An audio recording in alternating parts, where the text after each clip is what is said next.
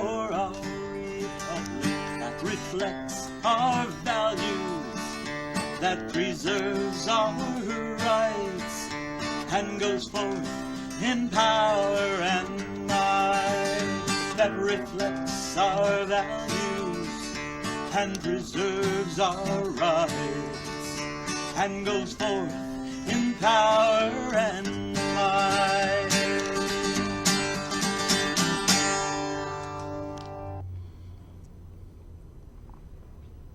Good evening and welcome to Your Right to Know by the Fitchburg Republican City Committee.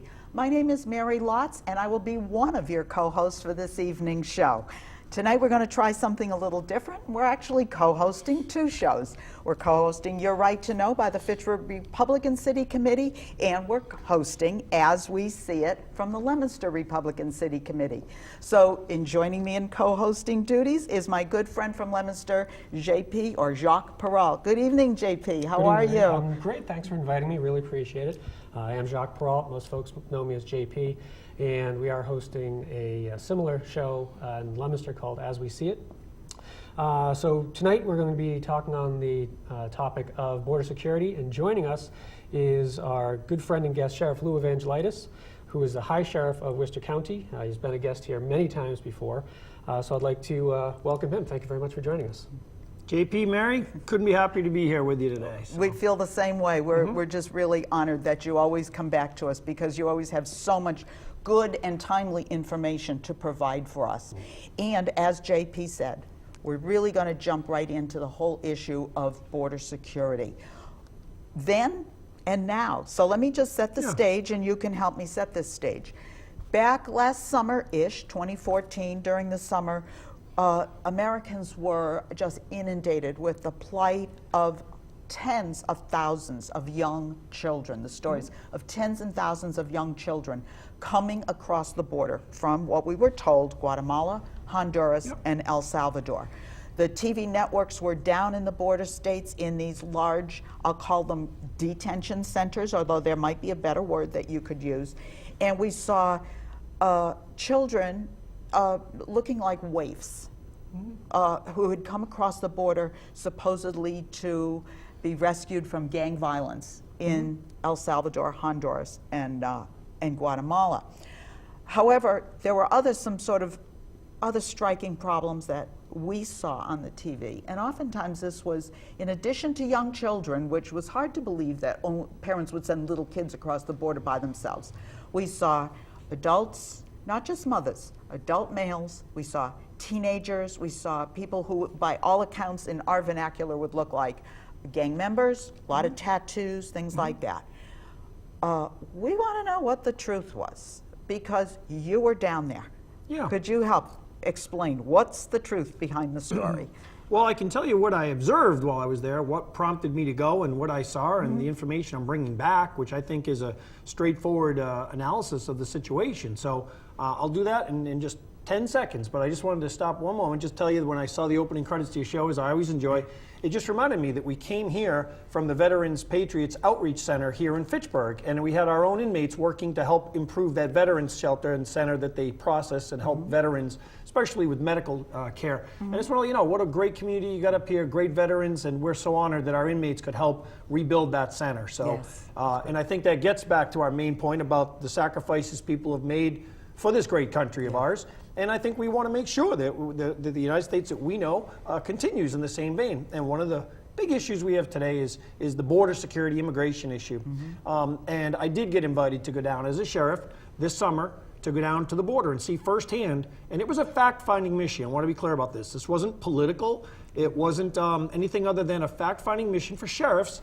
And the question was, if there is going to be an impact of, we're going to turn the clock back a little, Mary and JP, because people may forget what a crisis there was at that particular time.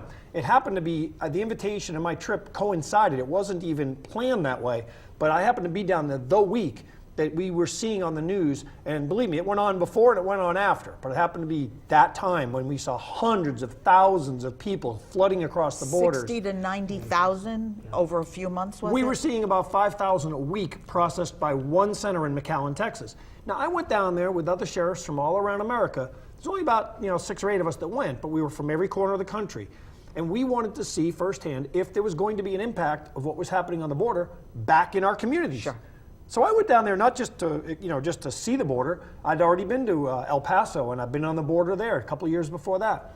But I wanted to find out firsthand, is there going to be impacts in our community for what's happening down there? And no question, the answer is yes to that, by the way. But so I got a chance to go, and we had an incredible opportunity, and we were given complete access to the local sheriffs, to the Texas Department of Border Patrol and their Department of Public Safety, and the federal agencies of Customs and Border Patrol and Border Enforcement. So we were given, and just to prepare before we get into the details, we were spent 2 days there, and we were everywhere from meeting with local sheriffs on the border, in the processing centers. We did aerial surveillance of the border. I was on a yellowfin armed boat on the Rio Grande River. We were given complete access to see firsthand what was happening and the potential impacts to our communities. Yeah. So you said 5,000 a week. That's a huge number. You're familiar with the Dreamers Act or the Deferred Action for Childhood Arrivals. What impact do you think that had? What do you think really perpetuated this massive influx all of a sudden? Yeah. Well, I know that the initial reports were that people were leaving, and it was predominantly, I mean, almost exclusively at this time, coming from Central America, not Mexico, coming from El Salvador, Honduras, and Guatemala. Now, what was interesting for me was 2 years before this, I had gone to El Salvador on a church mission. So I was able to see firsthand the conditions of the Central American country of El Salvador. And I will be candid, it was not good. Youth gang violence, the MS-13 is the most violent gang in the world. The Calle 18 is another gang, That's 18th Street gang. of. Well, you haven't. They're the 2 most violent gangs in the world. They had really essentially divided up the country of El Salvador and really created a lot of problems. But what I found interesting was 2 years later, we were told that that is the condition that's driving people to the border. What I can report back was that, as best I know, the conditions in those countries have stabilized. They're not better. They weren't significantly worse. Is Honduras a terrible place? You better believe it. It's got the highest murder rate in the world. But it hadn't gotten terribly worse in the time that this was happening. What I believe was happening was clear. America's policy on immigration was, if you come from Central America, if you come from Mexico, you will be deported. The laws are clear, and they have a phrase that they use in Texas, and I can talk about how the state of Texas has addressed this issue as well as the federal government. But they have a term called OTMs. And if you're other than Mexican, you're essentially allowed into this country and allowed access and processed and released. The people from Mexico, who are the 7 of the 20 most violent cities in the world, are in Mexico today. Why is it that Mexican population is not in droves coming here if it's violence that's driving people? Right. It's our policy, which essentially said, if you're in those countries in Central America and you get transported to the American border, you just turn yourself in. And guess who the main beneficiary is? The Mexican drug cartels have sold America's immigration policy to the people of El Salvador and Honduras and Guatemala. And they've told them, for a fee, which is about $5,000 to $10,000 a person, we will transport you across Mexico. We will get you to the border. We'll get you across the border. And all you have to do is turn yourself in and you're good to go. Well, and this is a question that both JP and I had, is because what we would see and what we would hear on the national news is that these people would come across, they would walk right up to a border security person and say, I'm here, take me, versus trying to hide into the shadows, as they like to say, and not be seen and not be found. So these people that were coming across, whether they be children, mothers, adult men, whatever. Well, no, I'll be clear on that, just so you know, because the policy is clear. If there was a change in the policy, and some of this started, when the Bush administration continued under Obama administration, I think the DREAM Act and some of that exacerbated this issue because it sent the signal to people, come now. And I understand, Mary, and JP, we understand that, people come here for a better life. I think many people have come here for a better life. I understand all that. The problem is, do we have a comprehensive, sensible immigration policy? And right now, it was encouraging people from those particular countries to come to America, pay the Mexican drug cartel. They were making $6 billion a year, human trafficking people from those 3 countries, and the conditions they were transporting them was inhumane many times. They were transporting them into the United States, but in the policy you said, if you are a woman or you have children with you, you are essentially granted, you're processed quickly, you're given a form which says you're allowed in, and as I'll talk about a little bit later, I watched what happened on the floor of those processing centers. If you're an individual man over 18, you're not allowed in. Okay. You're not allowed in from those countries. So everyone would either be with a family unit or they were under 18. And I was told directly by processing centers that there were people, men that were obviously in their 20s. They would say they're 17 years old. Sure. And unless there was paperwork to prove otherwise, they'd be processed and allowed in. My primary concern is this. Public safety, I have concerns. There are drug cartels, there are gangs, the members that are utilizing this policy to sneak in. I'm not suggesting in a million years that all the people coming in are criminals or even any large fraction. But if 1% of the people coming across the border have not good intentions, that's a problem for our national security. And they're dealing with some of the drug cartels. The Mexican drug cartels have been known to transport terrorists across the country's line. So there are issues in the border. My message, and I know I'm going to jump ahead, but before I finish, then we can get into specifics. My message has always been to all of us as Americans, everyone who's here. I think we all expect better from Washington than we've gotten. And I think what we all expect is this, and this is what I learned when I was down on the border in McAllen, Texas. It's not hard to solve this problem. There's no will to solve the problem. And when I ask people who have lived with this issue for the last 20, 30 years, to a person, they told me, no party affiliation, no politics, just solving a problem. We need Washington to give us a border security. We need a comprehensive, sensible immigration policy that allows people in. We have over 1 million people a year allowed in this country right now, but is it a comprehensive, sensible policy? Mm-hmm. And do we enforce the laws we have?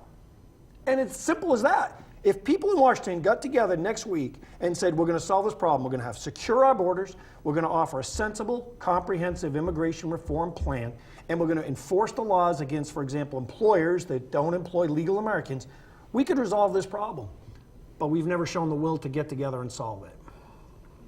So you've characterized this to some degree that there's a huge drug trafficking operation going on. You've talked about how you literally saw them going out the back door, and you can talk more about how many you saw come back or report back like they were supposed to. Seems that they could use that as well to bolster their drug infrastructure.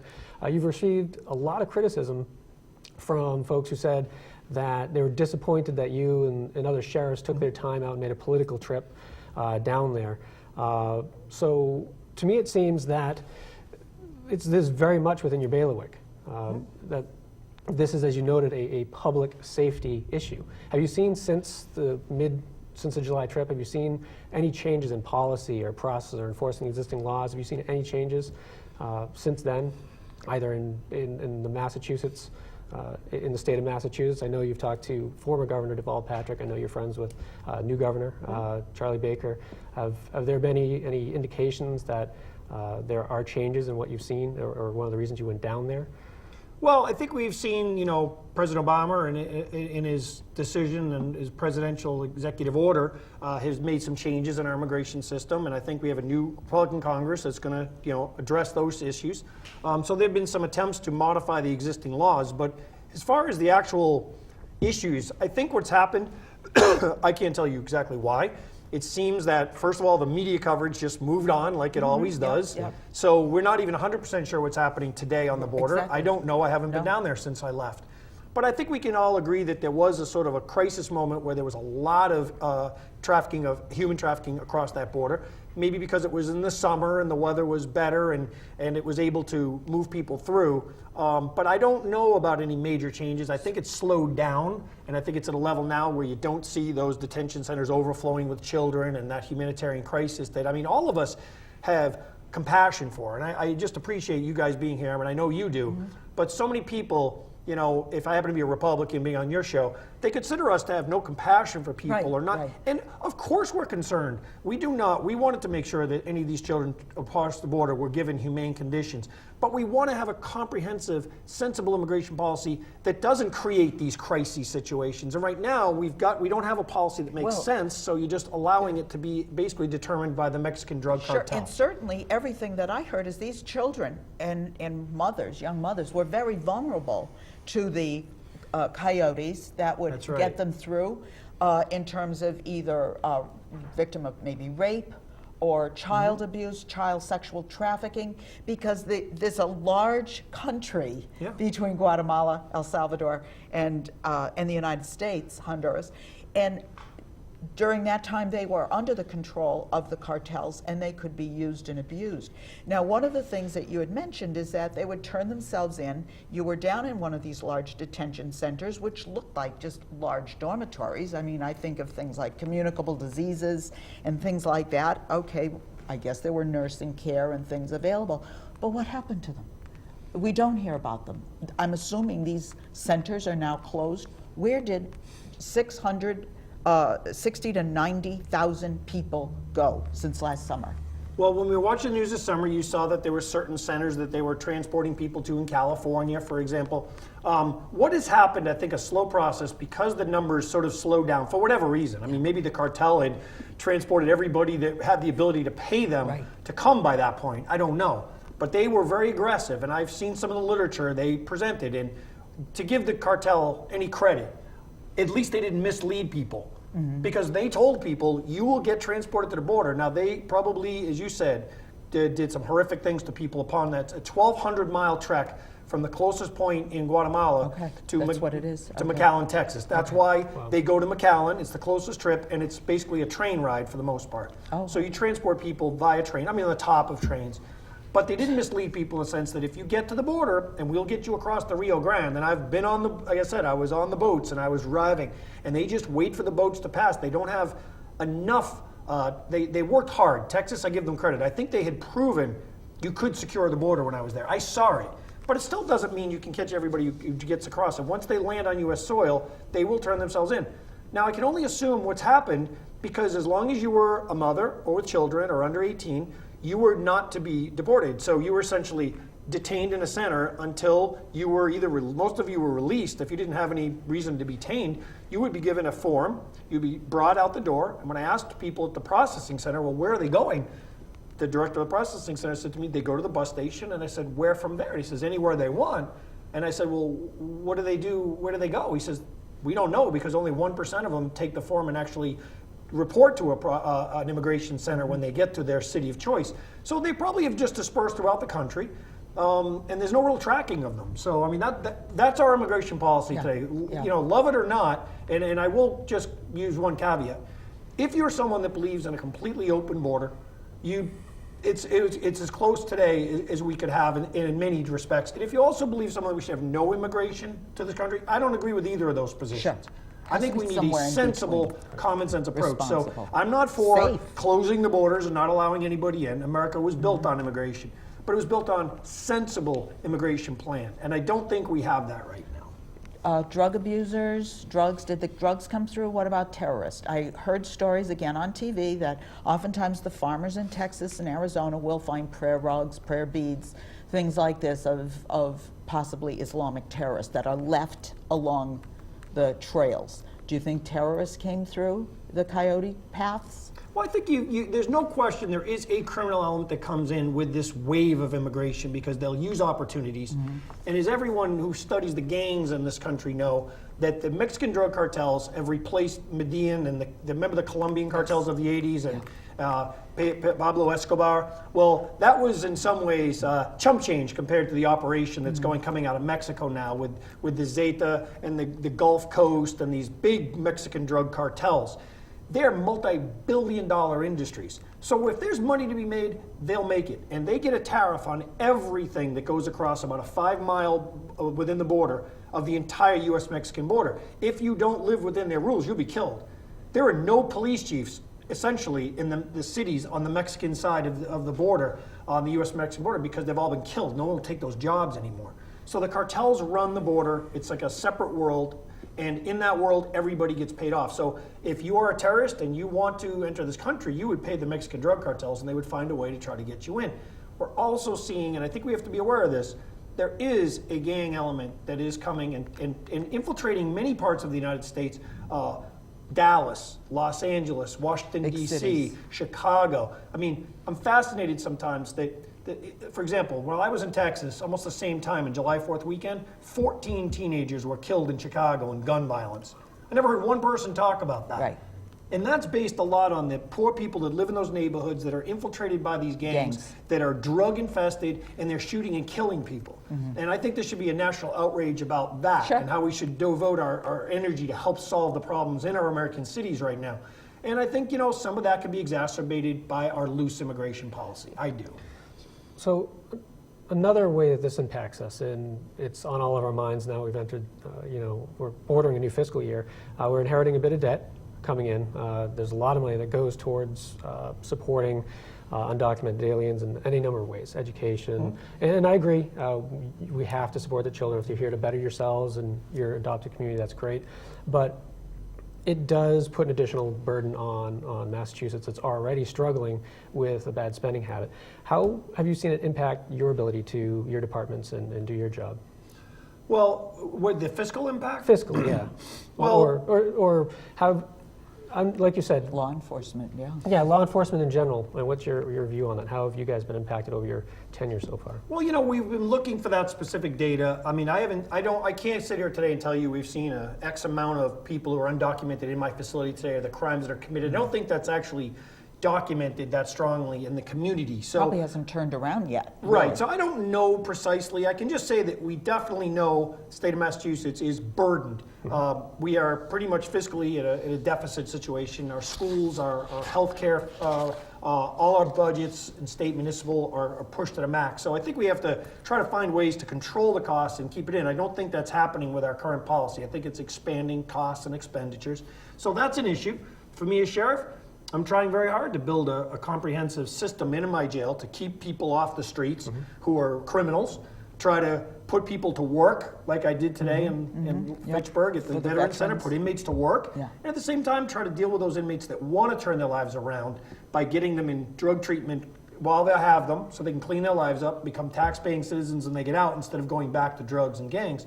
That's all impossible if I don't have the finances to do things like that. So the strain is affecting all of us in our own ways, and as sheriff, it's clearly impacting me. My budget is very, very strained to do the job I need to do to keep us safer. I know as part of this, back last fall, I think it was November, Fox News, Neil Cavuto's show, there was the mayor of Lynn, the city of Lynn, and it was Judith Kennedy.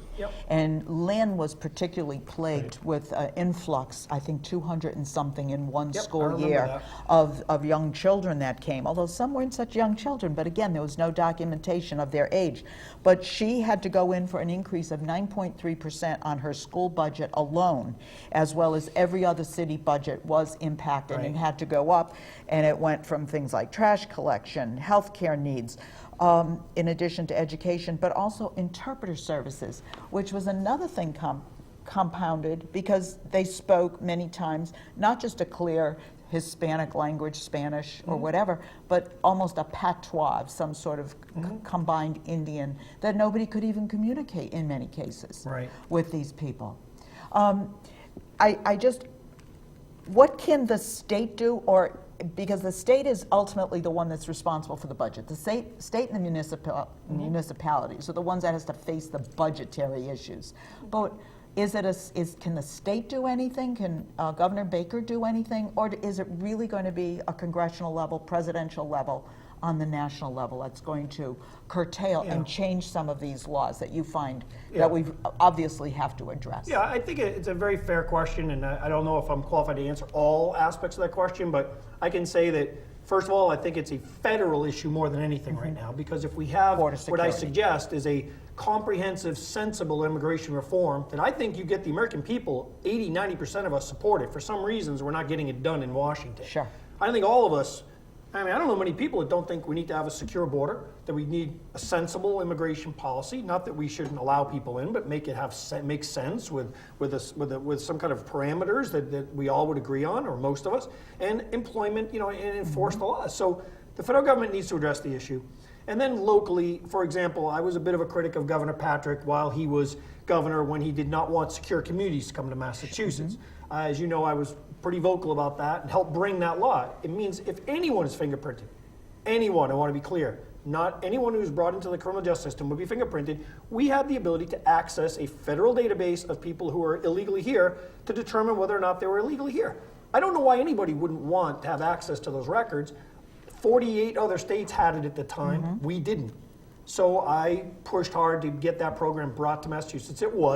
It's being criticized now, again, for various reasons.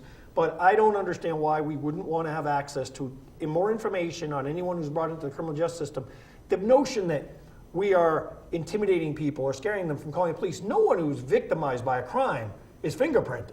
No one who reports to the police is brought in and suspected as being illegally. That's not how it works. Right. So I think, there was some concern about Massachusetts being a magnet state, that people were coming here. And if we are found, and I'd leave that up to the governor or legislature, but if they find that we are a magnet for people who are here illegally because they feel it's the most secure place to be, or fiscally the best benefits, or the best school system that has it in, well, that's something we should look at, because we shouldn't be bearing the burden for a failed national program or policy. So I think we have to look at those things. And I really defer to what you said about the city of Lynn. I'm not intimately familiar with the school system, but the superintendent was pretty clear about the impact it's had with her budget. Sure, yeah.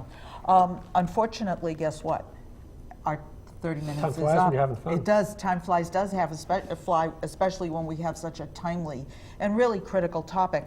I'm going to ask you one other final question, and our control room is probably going to go berserk. But let me just ask you very quickly, do our new Republican Congress have the guts to make these important changes, do you think? I'll answer it by saying we'll find out. Yeah.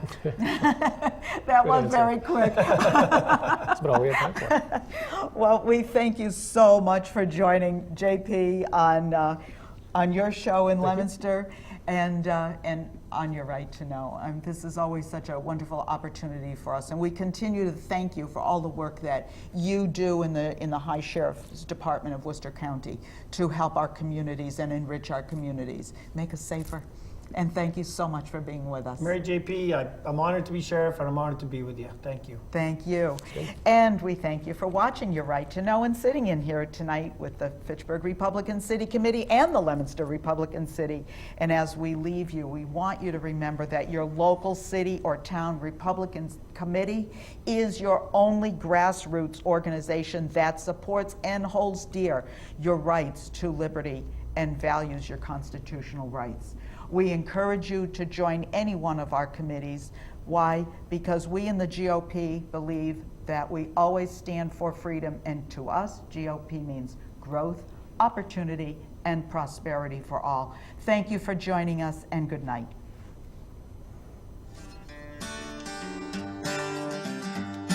America, we stand for freedom. So let us all unite to yearn and strive for our republic that reflects our values, that preserves our rights, and goes forth in power and might, that reflects our values and preserves our rights, and goes forth in power and might.